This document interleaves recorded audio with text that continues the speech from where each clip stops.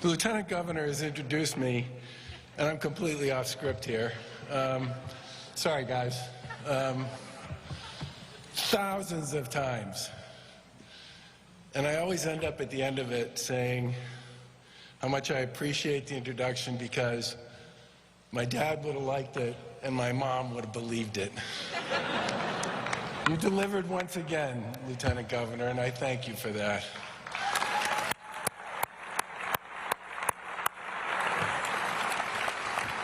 Madam President, Mr. Speaker, leaders Jones and Tarr, members of the House and Senate, thank you for being with us. Members of Congress, thank you so much for joining us this evening. Fellow constitutional officers, thank you for being here. Members of the Governor's Council, thank you for joining us as well. Chief Justice Budd and members of the Judiciary, thank you as well for being with us. Members of the Cabinet and our administration, Mayor Wu, we're in your house. We're in your city, our house. Thank you for making this available for us. And Secretary Walsh, I miss you, man. There's no offense meant to you, Mayor. To the sheriffs and the district attorneys, thank you for being here. To all the mayors and local officials, our partners in so many ways. To the reverend clergy who are with us, thank you for all you do to help us keep the faith, especially in times like these.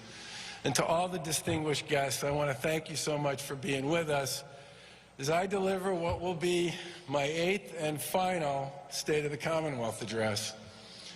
Now, to Lieutenant Governor Karen Polito, you are one of the finest public servants and the finest person I've ever had a chance to work with. And your work with local governments has forever changed the way people in public life think about the responsibilities of a lieutenant governor. There's a reason a lot of people are running to serve as the next lieutenant governor. They see the way she's done the job, and they believe they can follow in her very large footsteps.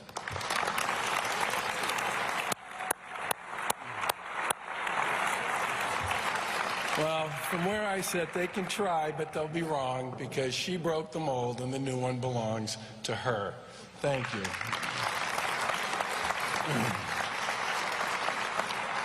So Lauren Baker, my wife of 34 years, and the inspiration between the now spectacular Wonder Fund. I guess you can clap for that one.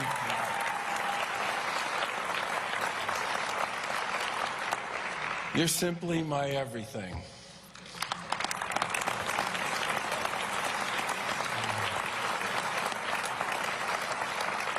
You gave me this chance to run and serve these past 7 years, and you and your monstrous team of 4 at the Wonder Fund are the one place that foster families, social workers, and kids can go where the answer is always yes.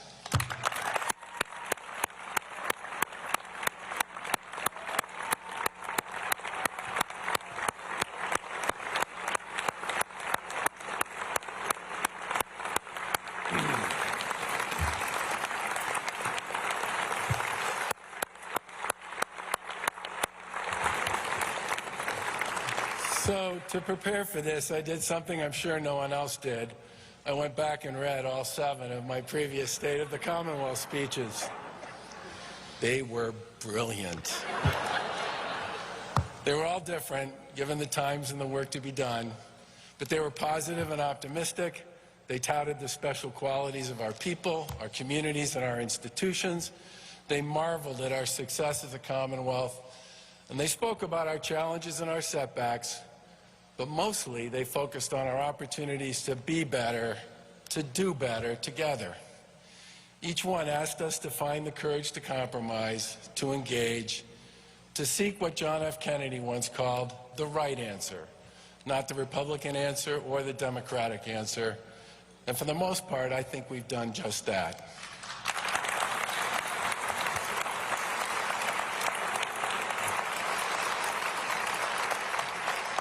With a big push from the Lieutenant Governor, we brought last-mile broadband service to the people of 53 Western Mass communities.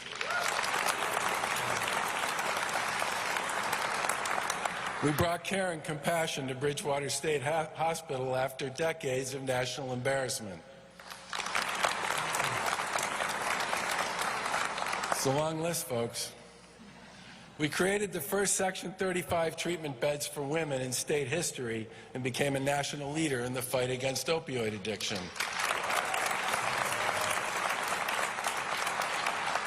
We eliminated the widespread use of hotels and motels to shelter homeless families. Thank you for helping that way. We fixed a very broken health connector and made it a national model. And we made deep water offshore wind a booming, affordable reality in America.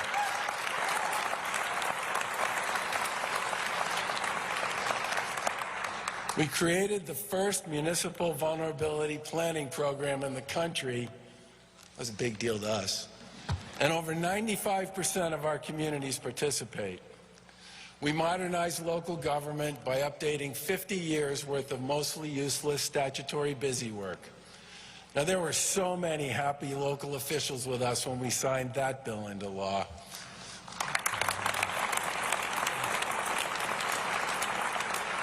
We enacted long overdue changes to our exclusionary zoning laws to unleash much-needed housing production, which we hopefully will do a lot of in the next couple of years. We rescued a bankrupt and unaccountable public transportation system, created an oversight board, and invested over $6 billion to modernize its operation and infrastructure. We delivered the Green Line extension into Somerville. And finally, after 30 years of broken promises, we funded and began building commuter rail service between Fall River and New Bedford and Boston, which will begin operations in 2023. We increased public school spending by $1.6 billion and fully funded the game-changing Student Opportunity Act.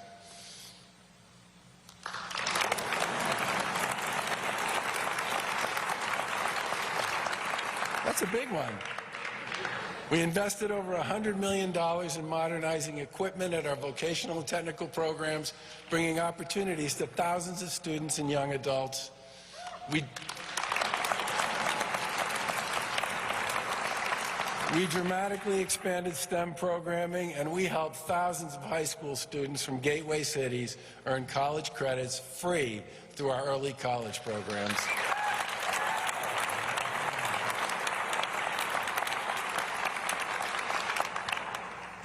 We enacted criminal justice reform legislation that emphasized rehabilitation, treatment, and reintegration, and we enacted a forward-looking, comprehensive, and balanced police reform law.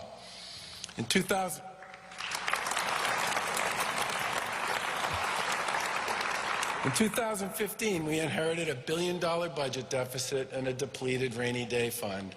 And over the next 7 years, we never spent more than we took in, increased local aid to schools and communities, cut taxes for working families, invested hundreds of millions of dollars alongside billions of dollars of private sector investments in housing, downtown development, waterfront and port operations, and job-creating business expansions. And that rainy day fund, as the Senate President said earlier, has grown from $1 billion to $5 billion, one of the largest fiscal safety nets in the country.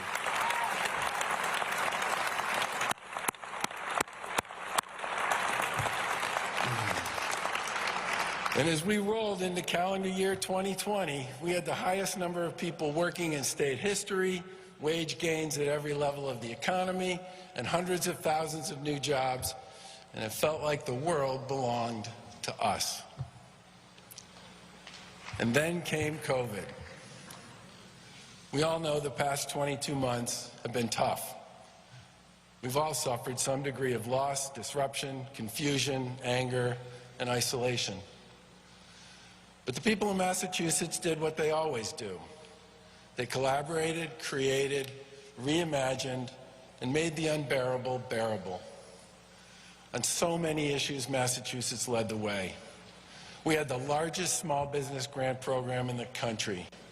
Constructed with the state legislature, this program funneled over $700 million to over 15,000 small businesses. The vast majority were owner-operated, and half were owned by women, and almost half were owned by people of color. No other program like it in the country.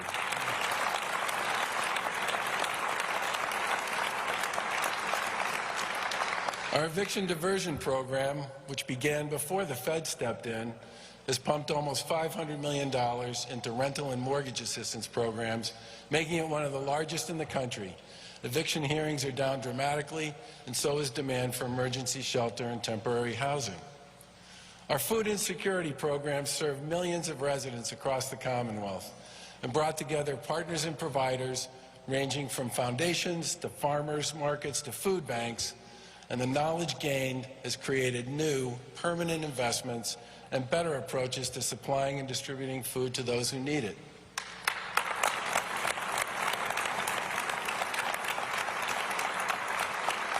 To stop the spread of COVID, we worked with local labs and dozens of community partners to create one of the most expansive free COVID testing programs in the country. And to keep kids and adults safe and in school, we partnered with colleges and universities, K-12 schools, and child care providers to create a first-in-the-nation COVID testing program.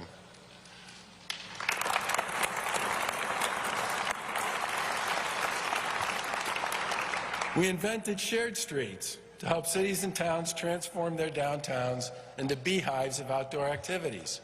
Dining, shopping, street theater, farmers markets, walking, biking, pop-up stores, you name it.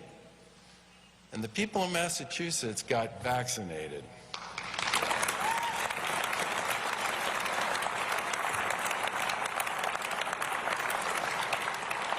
Over 80% of our eligible population is fully vaccinated, and those over the age of 65 approach 100%.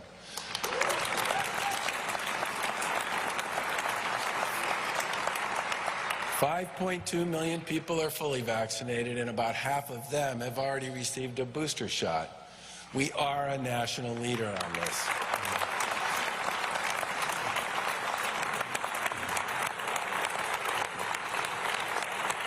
Thank you. Thank you. Thank you. This is you guys learned on this, okay? This didn't happen by accident. Thank you. Now, throughout this pandemic, there's been no shortage of things we just don't know, and it's easy to get lost in that.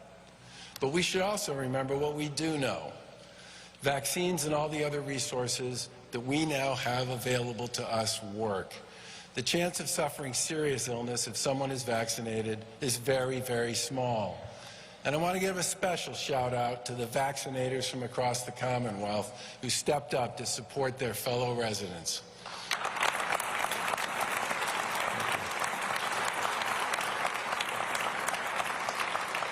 Thousands of people got this done and made it possible for Massachusetts to be that national leader in this critical effort, and it is the most reliable and fastest path forward toward normal. Now, I asked former East Boston Neighborhood Health Center CEO Manny Lopes and Gladys Vega, who's the executive director of La Collaborativa, to join us tonight.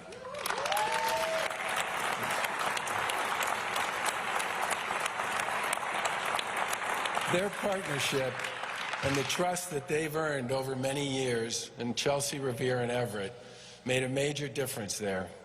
Vaccination rates in all three communities, despite some early challenges, now come close to or exceed our statewide averages. We're so grateful for all the work that your teams have done to keep your people safe. Thank you.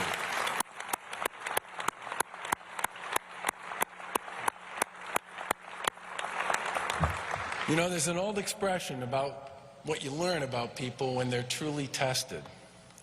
Well, for the past 2 years, the people, institutions, and communities of this Commonwealth have most definitely been tested. And time again, you've adjusted and you've responded. And together, we set the course for a comeback, and it's working. Our unemployment rate is below 4% for the first time since March of 2020, and we've gained back over 500,000 jobs.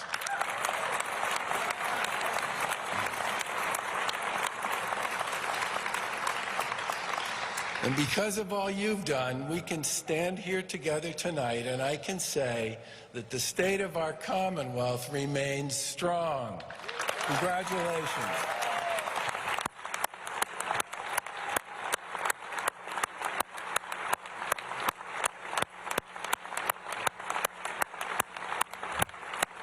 Thank you.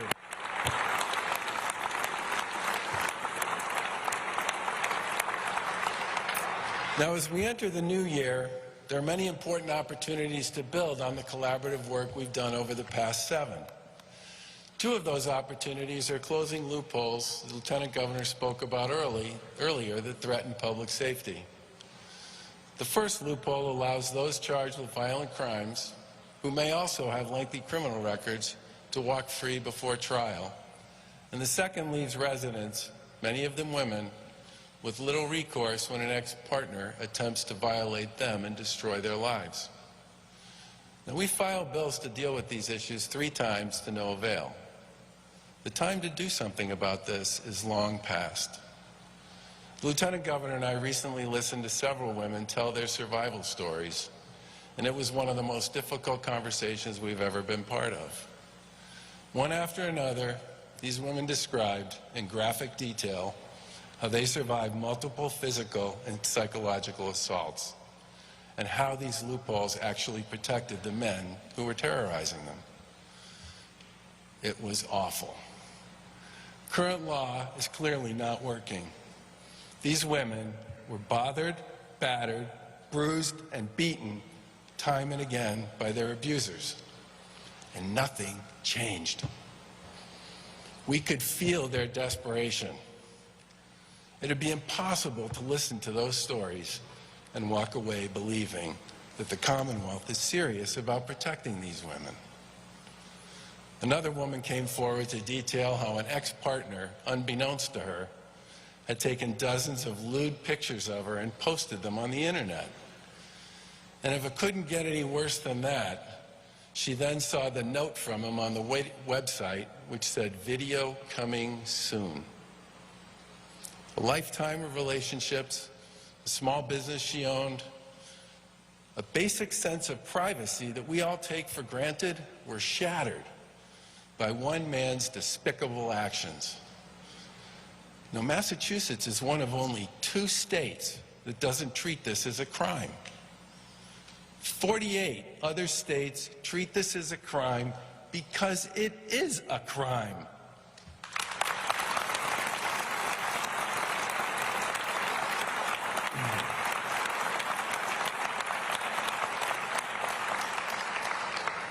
This was very difficult for these women. They had a very hard time maintaining themselves during their talks with us. It was a public forum. But they had the courage to come forward and tell their stories.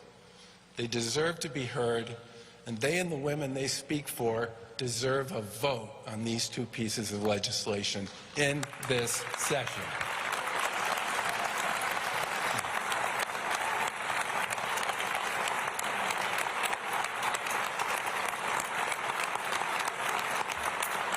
Thank you.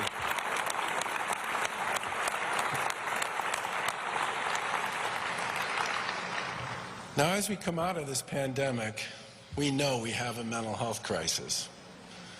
Like many things, it was there before COVID arrived, but the anxiety, disruption, and isolation that came with COVID has made it worse and more visible.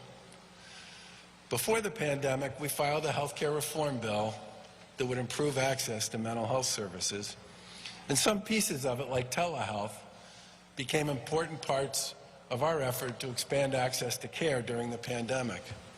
Since that time, the legislature has written telehealth into state law, for which we are grateful, but there are many other parts of that 2019 proposal that haven't been addressed. The message on this basically remains the same. The healthcare system doesn't value behavioral health services, primary care, and geriatric services. And as a result, there are enormous staff and clinician shortages in exactly the areas of care that we need most. Now, we know the legislature cares deeply about these issues. We've talked about them with them on a number of occasions. And we look forward to working with you to finish this work during this legislative session.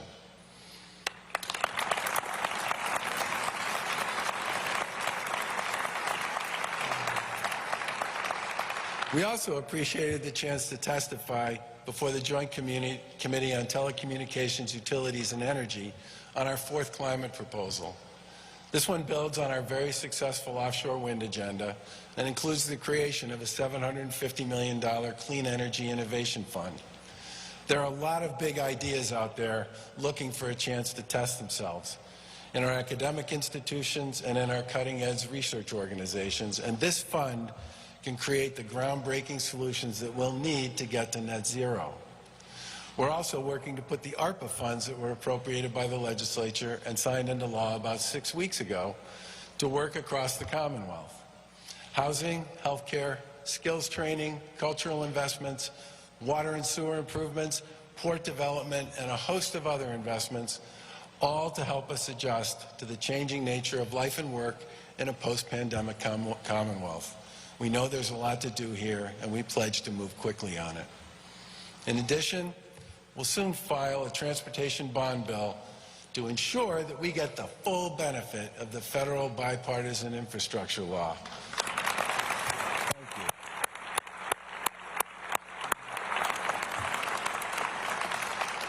As you know, accessing these federal dollars requires state government to authorize the funds that will pay for our share of federally approved projects.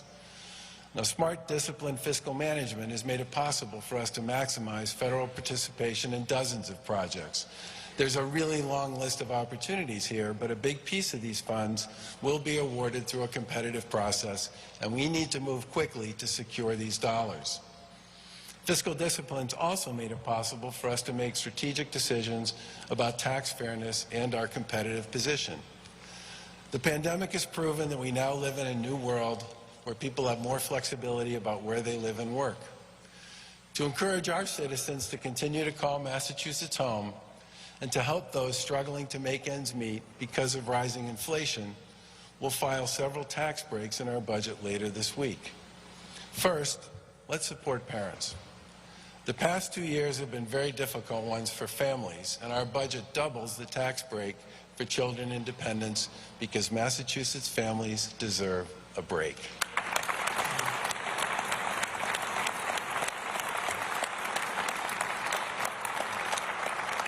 We'll also ask lawmakers to eliminate income taxes for the lowest paid 230,000 taxpayers here in the Commonwealth. Instead of paying income taxes, these people should be able to use their earnings to pay for necessities like food, housing, and transportation. Rents are also rising while wages remain relatively flat. It's time to give renters a bigger tax break on their monthly payments. And we all know it's been a tough 2 years for seniors. We'll ask the legislature to give them a break on their property taxes and make our estate tax more competitive with the rest of the country. Thank you. We've asked the people of Massachusetts to do a lot these last few years, and it's time to invest in our families and to give them back some of the tax revenue that they created through their hard work.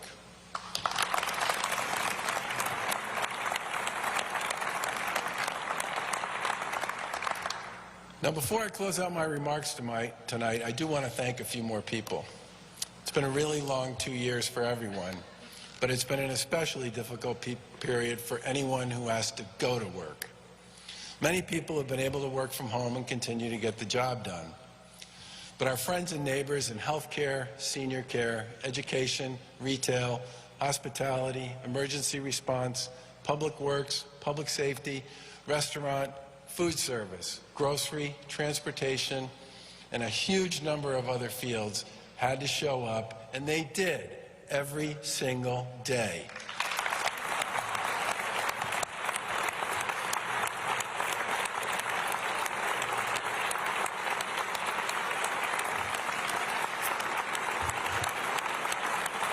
Why don't you do me a favor and just stand right where you are? Stand right where you are, because their work and their commitment, their patience and their grace throughout all of this has been extraordinary.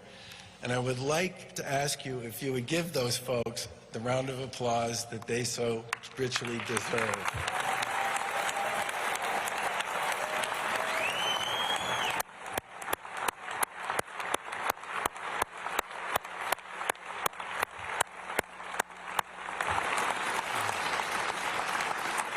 Thank you. You were way ahead of me on that one. And as most people know, and as the Senate President spoke of in her remarks, we've been calling on the National Guard pretty much since the first month we took office. And whether it was snowmageddon or bomb cyclones or tornadoes or hurricanes or ice storms or natural gas explosions or forest fires, the Guard has been an amazing partner. But they really became a godsend during the COVID pandemic. They did it all.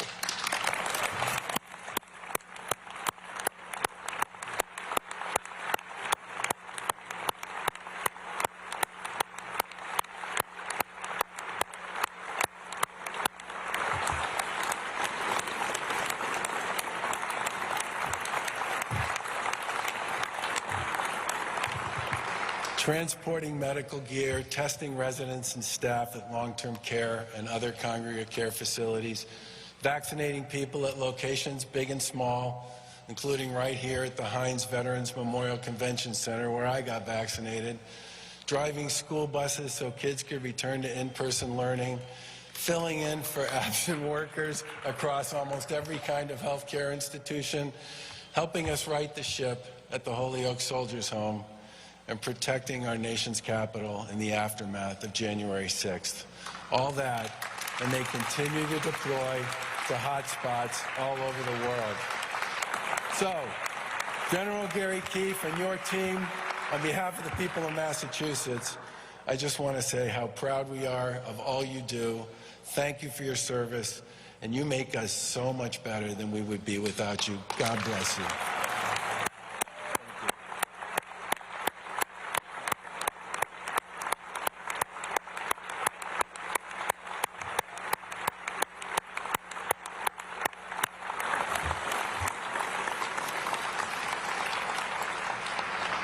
Earlier tonight, several members of our Gold Star family community led us in the Pledge of Allegiance. And we've gotten to know these families quite well over the past 7 years. And you represent yourselves and the cause you stand for with grace and dignity, and you honor us with your presence here tonight. Thank you.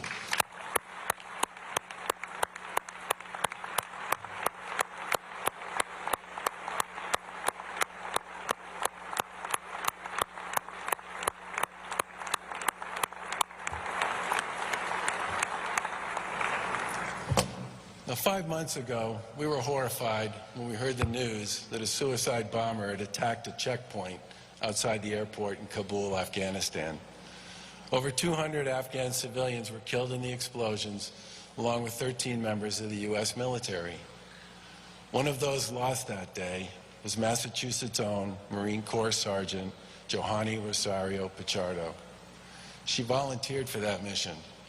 She was there because she wanted to be there, to evacuate women and children from the increasingly dangerous streets of Kabul. And she paid for it with her life. Lieutenant Governor Polito and I have spent time with her family when she returned home. They're kind and decent people, proud to be from Lawrence, proud of Johanny, and heartbroken that she's gone. I'd like to ask for a moment of silence tonight to honor those we've lost and the Gold Star families they've left behind, because they are the very best among us.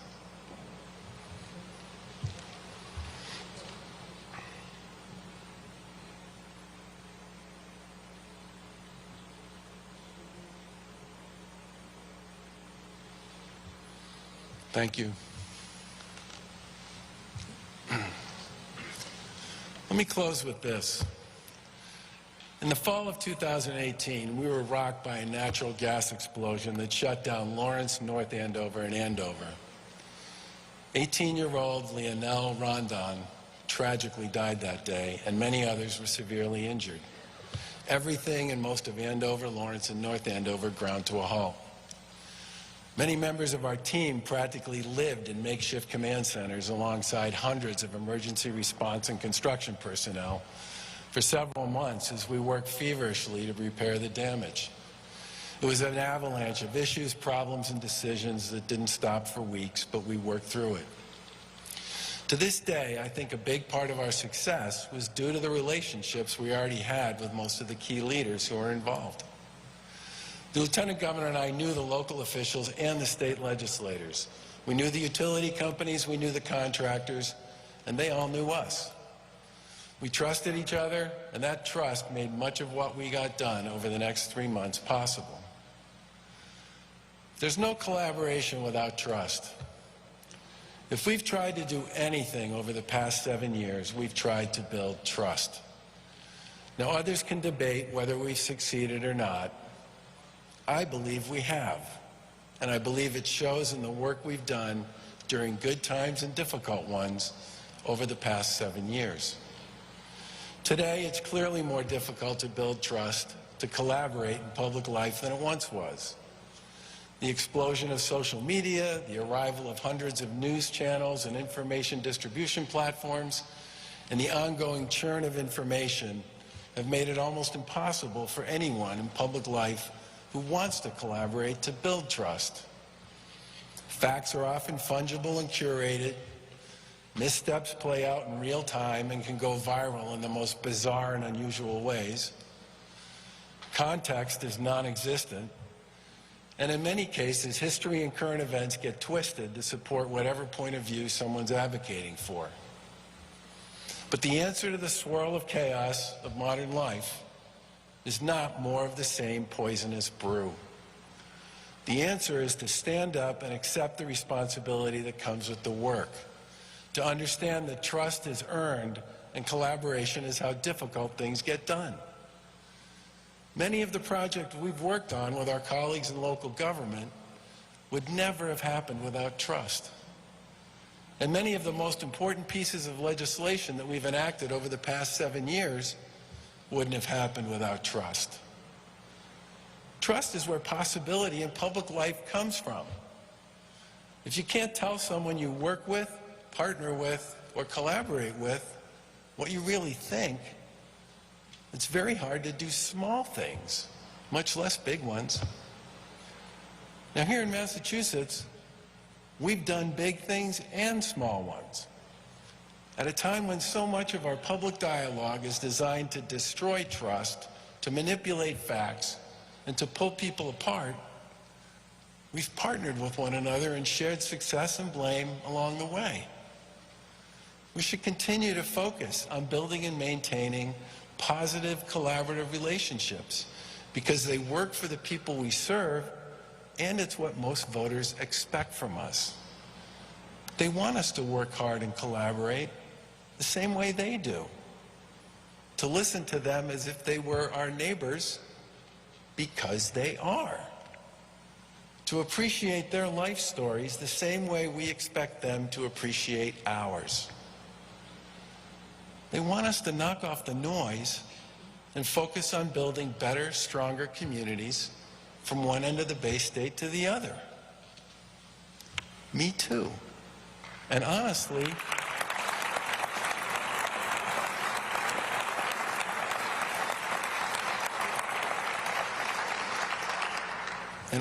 when I think about what I'll miss most come this time next year, it will be these opportunities to continue to partner with so many of the great people in this room and with the great people across this amazing state who want nothing more than to leave it better than they found it for those who come after them.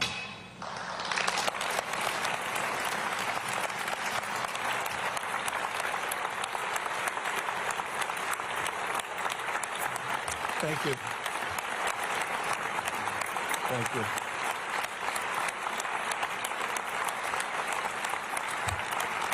But before that time comes, we have a responsibility to do just that for the next 12 months. Let's get to work. God bless the Commonwealth of Massachusetts. God bless the United States of America. Thank you.